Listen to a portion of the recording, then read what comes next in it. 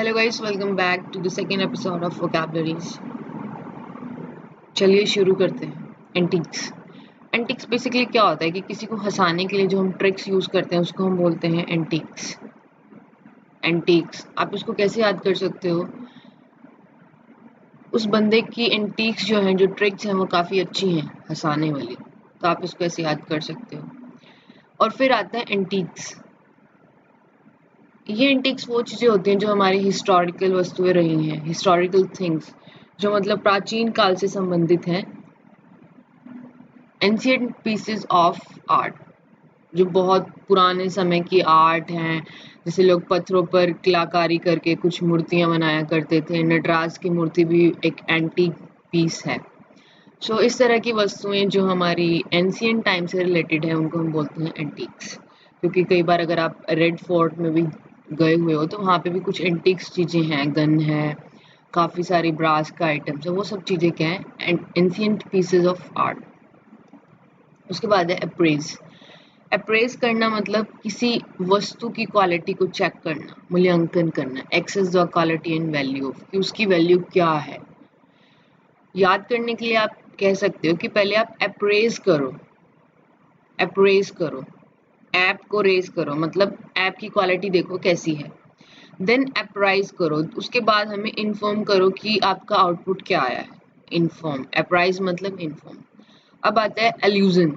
एल्यूजन क्या होता है कि अगर हम किसी से बात करना चाह रहे हैं बट इनडायरेक्ट वे में हम लोग रेफरेंस ले रहे हैं। जैसे आपको किसी फ्रेंड से बात करनी है बट डायरेक्टली आप उससे बात नहीं करना चाहते, आप उसको इनडायरेक्टली रेफर कर रहे हो। उसके बाद है इल्यूजन। इल्यूजन होता है भ्रम, मतलब जो चीज वास्तव में नहीं है लेकिन आप ऐसा सोच के चल रहे हो कि वो रियलिटी में है। एक एग्जांपल आता है कि हमें दूर से ऐसा लगता है कि रोड पे पानी पड़ा है, लेकिन हम जब उस पानी के पास जाते हैं तो पानी ऑब्वियसली होता ही नहीं है। तो इट्स ऑल अबाउट इल्यूजन, जिसको हम बोलते हैं डिसेप्शन।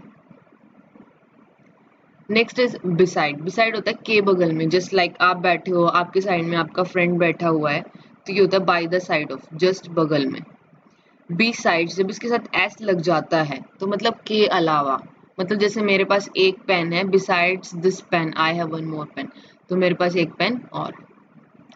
ब्राइडल, घोड़े को मतलब जब हम लोग घुड़सवारी कर रहे होते हैं तो जो हॉर्स राइडर होता है उसके पास एक लगाम होती है, हॉर्स, उसको हम बोलते हैं horse gear, head gear, sorry, head gear of horse, जिसको हम इंग्लिश में वन वर्ड से अगर याद करें तो होता है bridal. Head gear of horse, जिससे हम घोड़े के कंट्रोल को क्या है, घोड़े को सॉरी कंट्रोल करते हैं कि वो किस तरह से मूव करेगा। That is horse. उसके बाद हमारे पास क्या है, ब्राइडल। ये दुल्हन या दुल्हा से रिलेटेड वर्ड है, बहुत कॉमन है। बेनिफिशियल, लाभदायक, जो हमारे लिए यूजफुल है, मतलब हमारे लिए फायदेमंद है, प्रॉफिटेबल। बेनिफिशियरी, अगर आपने नेट बैंकिंग यूज किए तो वहां पे ये क्या आता है, ऑप्शन आता है। बेनिफिशियरी का मतलब होता है अगर हम किसी भी बंदे को कुछ भेज रहे हैं तो उससे पहले हम उसको ऐड कर लेते हैं, मतलब कि इनडायरेक्टली वो एक रिसीवर ही है। वन हु रिसीव्स बेनिफिट, जो बेनिफिट्स को रिसीव करेगा। उसके बाद है बो। इट्स नॉट बुअर, इट्स बो। आप इसको कैसे याद कर सकते हो, सुअर, बुअर, सुअर, लेकिन इसकी प्रोनाउंसिएशन जो है वो रहेगी बो, एंड इट्स अ पिग। उसके बाद है बोर, मतलब अब हम ज्यादा टॉलरेट नहीं कर सकते, हमें बोर मत करो, हम ज्यादा टॉलरेट नहीं कर सकते। टू टॉलरेट और to produce. Next is bought. देखो ये तो हमारे पास जो है वो थर्ड फॉर्म है बाय की, and this one is of bring. Bring होता है लाना, second and third form of bring and second and third form of buy. Bought and brought. Bought is खरीदना एंड ब्रॉट इज लाना। Catch होता है जब हम किसी मूविंग ऑब्जेक्ट को कैच कर रहे हैं, मतलब होल्ड कर रहे हैं, किसी गतिशील को पकड़ना। To take a hold of something when it is moving, मतलब you are catching the ball, क्योंकि बॉल जो है वो पहले मोशन में थी and then you are holding. And then उसके बाद हमारे पास क्या है, होल्ड। होल्ड होता है किसी रुकी हुई वस्तु को थामना, मतलब ऑलरेडी वो चीज जो है वो मोशन में नहीं है, आप उसको ले रहे हो। नेक्स्ट इज चाइल्डिश बच्चे की तरह बिहेव है उसका, बिहेवियर, हैबिट्स। तो वो क्या है, बेवकूफ़ी भरा, फुलिश। चाइल्ड लाइक, मासूम। इन दोनों में डिफरेंस कभी कभी आ जाता है एंड ये वाला भी बहुत इंपॉर्टेंट है। उसके बाद है कंटिन्यूअस, नियमित रूप से होने वाला, हैपनिंग रिपीटेडली। उसके बाद है कंटिन्यूअस, जो लगातार हो रहा है, विदाउट ब्रेक, मतलब ब्रेक नहीं ले रहा हूँ, ठीक है। उसके बाद अगर आपके पास कोई भी वर्ड आ रहा है जिसमें हमारे पास हमें ये दिख रहा है क्रेडिबल, क्रेड मानकर चलो, तो ये क्रेड जो होता है ये होता है ट्रस्ट से संबंधित, विश्वास। तो क्रेडिबल मतलब जिसमें हम विश्वास कर सकते हैं, विश्वसनीय, बिलीवेबल। क्रेडिटेबल, सम्माननीय, प्रेजवर्दी, ऑनरेबल। अब होता है सेंसर। सेंसर हमारे पास क्या बोलता है कि इसका मतलब होता है निंदा करना, किसी की बुराई करना, लज्जित करना, टू क्रिटिसाइज। उसका सेंसर खराब है, वो मेरी ही निंदा कर रहा है। उसके बाद है सेंसर, इसको होता है मतलब प्रतिबंधित कर देना, मतलब एक लिमिट सेट कर देना, official licensing of films etcetera. Canon, canon होता है नियम।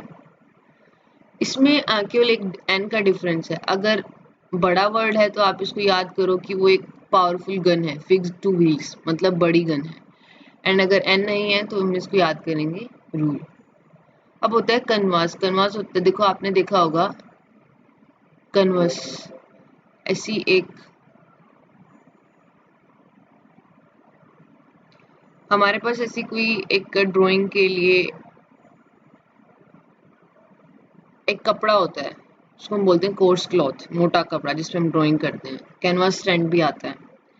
उसके बाद हमारे पास क्या है, कैनवस, घूम घूम कर वोट मांगना, visit house to get political support.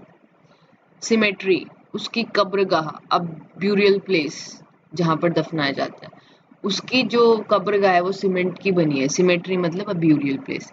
एक होता है सिमेट्री, मतलब लाइक अगर मेरे पास पैक्स है और मैं उन चीज उसको हाफ कर दूं तो इस तरफ से भी सेम रहेगा, इस तरफ से, ये चीजें होती हैं सिमेट्री, एक सा, हार्मनी। उसके बाद है कैजुअल।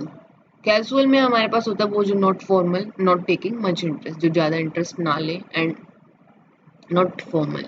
उसके बाद है कॉजल। कॉजल मतलब कि कारक संबंधी, मतलब अगर ये चीज हुई है तो उसके पीछे उसका कारण क्या है, relating to cause. The last one is climactic, उत्कर्ष से संबंधित, relating to climax. So guys, अगर आपको वीडियो पसंद आई तो please do share, subscribe to my channel and don't forget to click the bell icon.